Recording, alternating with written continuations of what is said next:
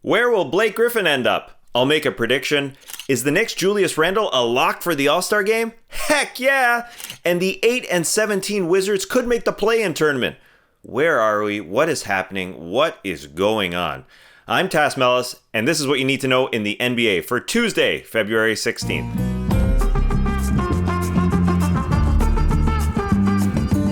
The first thing you need to know is that Blake Griffin has played his last game for the Detroit Pistons.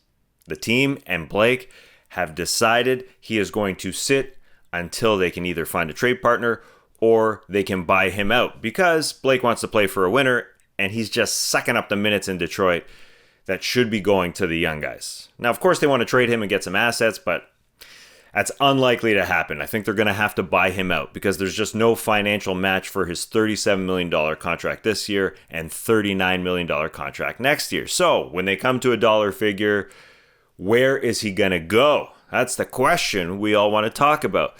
Well, this is the point as fans that we start thinking about, well, he can get up. Yeah, he can throw it down. He can shoot it. He can handle it.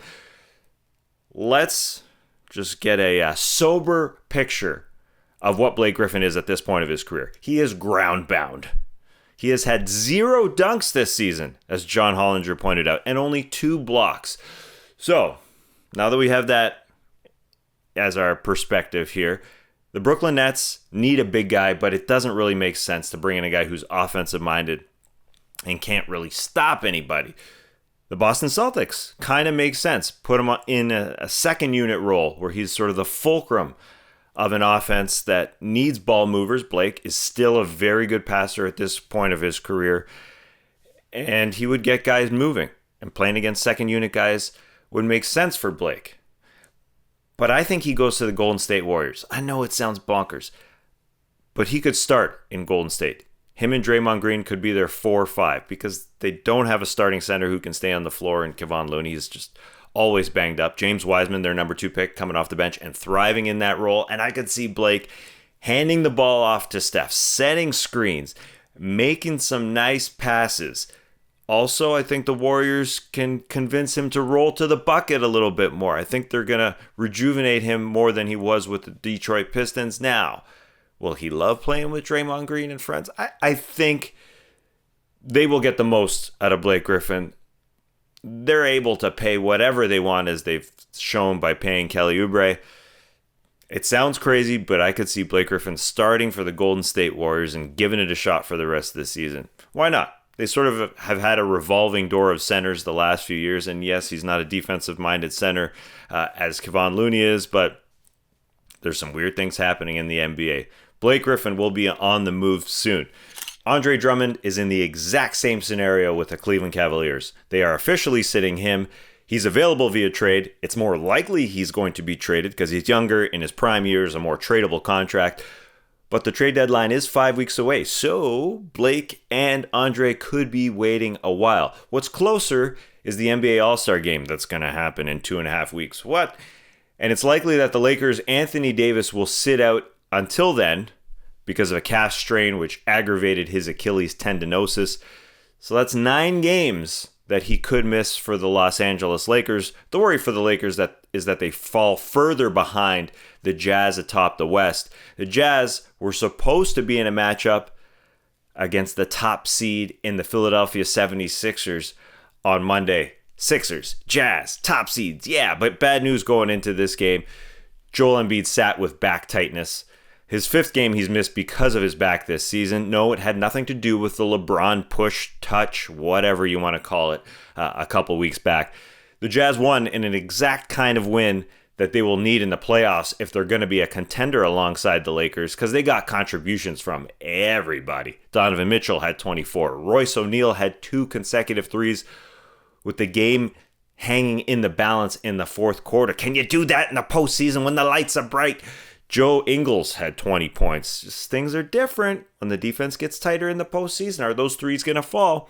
That's my question. One thing that's not different, Jordan Clarkson's always going to score like he did in this one. 8 threes off the bench, 40 points in all. Huge night for Jordan Clarkson as the Jazz won their 8th straight game. They have won 19 of 20. They're playing incredible team ball. On the Sixers side, Joel Embiid missing this game. It sparks the question many people have of the Sixers. Will he be durable enough to get them to an NBA Finals? To me, the bigger question is, will they have a ball handler alongside Joel Embiid who's going to hit big shots in the fourth quarter to close out games?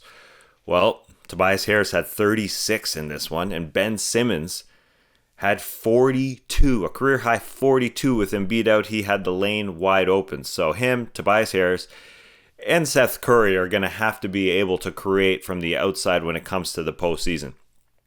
Jumping to those Clippers who are sort of in the fray there with the Lakers in the standings, they got a nice team win over Miami without Kawhi Leonard and Paul George. They're doing some bonding that they didn't do last season. Marcus Morris was Knicks Marcus Morris the Clippers acquired last year. He had 32 points, and the Miami defense was not the defense that took them to the finals. They are now 11-16. Another big game on Monday was between guys who were traded for each other this offseason. John Wall going back to Washington for the first time since he was traded for Russell Westbrook. Wall wanted this one. He spent 10 years there. Of course he did. He spent the first half scoring 22 points in the first 2 quarters. He slowed down in the second half as he has this season. He scores 5 more points a game in the first half versus the second half this season. He's had some injuries. Give him a break. He ended with 29 points. But Westbrook also wanted this thing. Westbrook played in both games of a back-to-back for the first time this season. He didn't do it once last year. Westbrook had 16 points, 15 assists, 13 rebounds. Let's not worry about the percentages. And he doubled his dunk total for the season in those pair of games that he played. He had 2 coming into those pair of games, and he had 2 in that set. Just like Bradley Beal searching for a ball under the bleachers, Westbrook is searching for that consistent bounce. And I've heard athletes' primes are getting later and later. Okay, that's not happening for Russell Westbrook, but his in-season prime is getting later. And what I mean by that is last year he had an all-star season for the Rockets, but it was about 2 months into the season when he really picked it up. We're nearing that mark of this season. The difference this year is he's missed so much time. He's played in 18 games. He's missed 7. Either way, I'm searching for a little bright spot for the Washington Wizards. Hey, they've won 2 in a row. You're never out of it in the Eastern Conference. I'm not kidding. They are definitely not out of it. They're second last in the East, but there's a play-in tournament this year. Who knows? Speaking of all-stars like Russell Westbrook was last year, the Knicks' Julius Randle has a case this season, and his teammates vouch for him post-game, but he just wanted to get out of there. Listen. Go to Rebecca. This man is right not now. an all-star, it's a problem. Oh, yes, that's right, Mike. Julius's teammates. No. This is all-star. I just want to go home. Julius Randle had 44 points versus the Hawks. He is such a unique watch. First, because he's left-handed. That always makes it a little bit more unique. But also because he takes mid-range shots, a shot that's dying in the NBA, and he makes them. Just keeps banging them home. He is getting hot at the right time if he wants to make the All-Star game. The Knicks are also getting hot, sitting 6th in the East. Randle, 23 points, 11 rebounds, 5.5 assists per game. 40% from 3. Hello. While the Hawks, yipes, they are the worst fourth quarter team in the NBA. Trae Young and John Collins went 0 in the period, 0 points combined. The Knicks got physical with Trae Young throughout the game, and it paid off late. Speaking of fourth quarters, Zach LaVine owns those things for the Chicago Bulls. Bulls Pacers, LaVine, the NBA's fourth quarter leader in points, tied alongside Giannis Antetokounmpo, had 12 in the period to take it to overtime. And Domantas Sabonis on the Pacers just can't buy a bucket these days. There's a lid on the basket for that guy. It seems like he's just sort of aiming it home, kind of like he's shooting for his all-star chances right now. But the shots are clanking. It's unfortunate the Pacers have come back to earth after a hot start. The Bulls may have an all-star themselves. They are now at 11-15. Cavs, Warriors. The Warriors are now at 15-13 after destroying the 9 players that suited up for the Andre Drummond-less Cleveland Cavaliers. Brooklyn, Sacramento. No Kevin Durant for the Nets because of a hamstring injury, but doesn't matter. The Nets have 2 other Hall of Famers in their primes. Kyrie Irving had 40 easy ones. Harden had 29 points, 13 rebounds, 14 assists. The Nets hit a franchise record 27 threes. Think about that. How are you going to win when you give up 81 points from the three-point line, but it was their defense in the third quarter that was promising, holding the Kings to just 20 points. And that's all they have to do to win basketball games. Just turn on the D for a quarter. That's how good their offense is.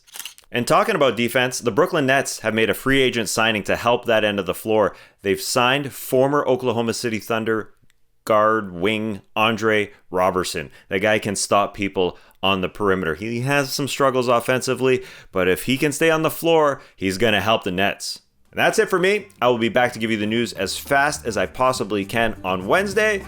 Make sure you check out the full No Dunks episode here on Tuesday. I'll see you then.